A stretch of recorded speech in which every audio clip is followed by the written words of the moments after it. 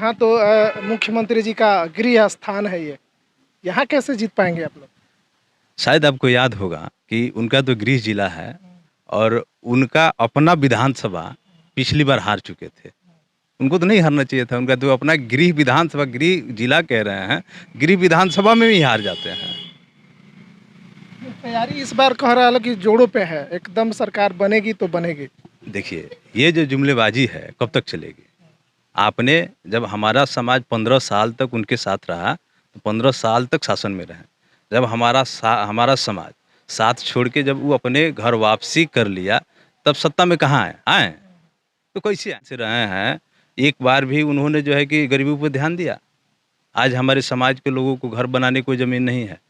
क्या ये मुद्दे हैं कि आगामी जो है कि अभी 25 को दिन मंगलवार पड़ रहा है, प्रदेश के निर्देशानुसार यहाँ 25 को कार्यक्रम लगाया गया है। संतों के संत शिरोमणि रविदास जी महाराज की जयंती राज दरबार थावे रोड राज दरबार मैरिज हॉल में मनाई जा रही है। जिले के कोने-कोने से हज़ारों की संख्या में लोग पहुँच रहे हैं और बड़े धूमधाम से मनाया जाएगा। इसके मुख्य अतिथि केंद्रीय प्रदेश प्रभारी, राज्यसभा सांसद माननीय रामजी गौतम साहब और बहुजन समाज पार्टी के प्रदेश उपाध्यक्ष बड़े भाई माननीय कुणाल किशोर विवेक जी हैं। और इसके 2 दिन बाद 27 को पटना भी हम लोग जा रहे हैं। हमको लग रहा है कि गोपालगंज जिले से लगभग 50 गाड़ियाँ जाएँगी। 50 गाड़ियों का काफ़िला पटना जो है कि मिलर हाई स्कूल के फील्ड में, वहाँ हमारा एक बड़ा जो है कि बिहार स्तरीय जो है कार्यकर्ता सम्मेलन होने जा रहा है। वहाँ भी संतों के संत शिरोमणि रविदास जी महाराज की जयंती मनाई जा रही है। को लेके क्या कुछ तैयारियाँ चल रहा है? सबसे पहले आपको और आपके श्रोतागण को धन्यवाद। चुनाव को लेके हम लोग जो है कि 6 विधानसभा में लगातार जो है कि चल रहे हैं। मतलब 6 सीटों पे लड़ना है। जी, जी, बिल्कुल लड़ना है। 6 विधानसभा सीटों पर जो है कि लगातार हम लोग चल रहे हैं। वहाँ जो है कि विधानसभा कमेटी की समीक्षा करते हुए बूथ कमेटी और प्रखंड कमेटी की भी समीक्षा हम लोग कर रहे हैं।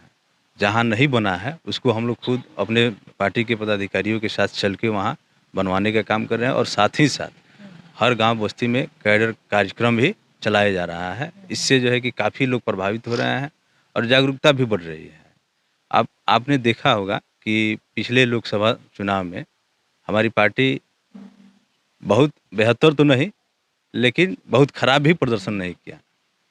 अगर इस तरह से जिस तरह से हम लोग काम कर रहे हैं, अगर इस तरह से अगर हम लोग काम करते रहें, तो मैं आपको पूरी गारंटी के साथ कह सकता हूँ कि 6 सीटों पर 6 के 6 हम लोग सीट जीतने का काम करेंगे। मुख्यमंत्री जी का गृह स्थान है ये। यहाँ कैसे जीत पाएँगे आप लोग? शायद आपको याद होगा कि उनका तो गृह जिला है और उनका अपना विधानसभा पिछली बार हार चुके थे। उनको तो नहीं हारना चाहिए था, उनका तो अपना गृह जिला कह रहे हैं, गृह विधानसभा में भी हार जाते हैं। तैयारी इस बार कह रहा है कि जोरों पे है, एकदम सरकार बनेगी तो बनेगी। देखिए, ये जो जुमलेबाज़ी है कब तक चलेगी? आपने जब हमारा समाज 15 साल तक उनके साथ रहा, तो 15 साल तक शासन में रहे। जब हमारा समाज साथ छोड़ के जब वो अपने घर वापसी कर लिया, तब सत्ता में कहाँ आए? आए? तो कैसे आए? आप ही बताएँ। अगर आपको लगता है कि आरजेडी पुनः वापसी कर सकती है, तो आप ही हमको बताएँ। तो क्या उनका जनहित में कौन-सा उनका कार्यक्रम चल रहा है? क्या चल रहा है? क्या चल से रहे हैं? एक बार भी उन्होंने जो है कि गरीबों पे ध्यान दिया? आज हमारे समाज के लोगों को घर बनाने को ज़मीन नहीं है। क्या ये मुद्दे हैं कि जो हम समता समानता की जो बात कर रहे हैं, संविधान लेके चल रहे हैं, तो ये कह रहे हैं कि हमारी ये योजनाएँ हैं। हमारी सरकार तो कहती है कि मेरा कोई जो है कि एजेंडा नहीं है, कोई मैनिफेस्टो नहीं है, हमारा संविधान ही मैनिफेस्टो है। यदि हमारी सरकार बनेगी तो हम संविधान को पूरी तरह से इम्प्लीमेंट करेंगे। जैसे कि यूपी में आपने देखा, कि यूपी में जब हमारी सरकार बनी, तो जो लोग कहता है गरीब, गरीब, गरीब, तो गरीबों के लिए बसपा ने क्या किया है, वहाँ के लोग बताएगा। वहाँ जो है कि यहाँ अभी वर्तमान में 3-3 डिसमिल ज़मीन के लिए हम सीयू का चक्कर काटते हैं, फिर भी वो 3 डिसमिल ज़मीन नहीं मिलता है। मिलता है, लेकिन जब हमारी सरकार बनी तो 3 डिसमिल कौन पूछे, 1-1 एकड़, 2-2 एकड़, 3-3 एकड़ ज़मीन देने का काम किया। उस सर्वे जो है कि सरकार बनते ही पूर्ण कर लिया गया। ये 15 साल अभी मान लीजिए कि तेजस्वी जी की सरकार है, 15 साल नीतीश कुमार जी की सरकार है, तो अभी तक कोई गरीबों पे ध्यान नहीं है। राशन की बात ही हटा दीजिए। मान लीजिए अगर पूर्ण बहुमत नहीं मिलता है, तो गठबंधन होगा। देखिए, ये जो शीर्ष नेतृत्व का जो फैसला होगा तो उसका हम लोग अनुपालन करेंगे। तो ये हम इस पर कुछ नहीं कर सकते हैं, ये हमारा मसला नहीं है।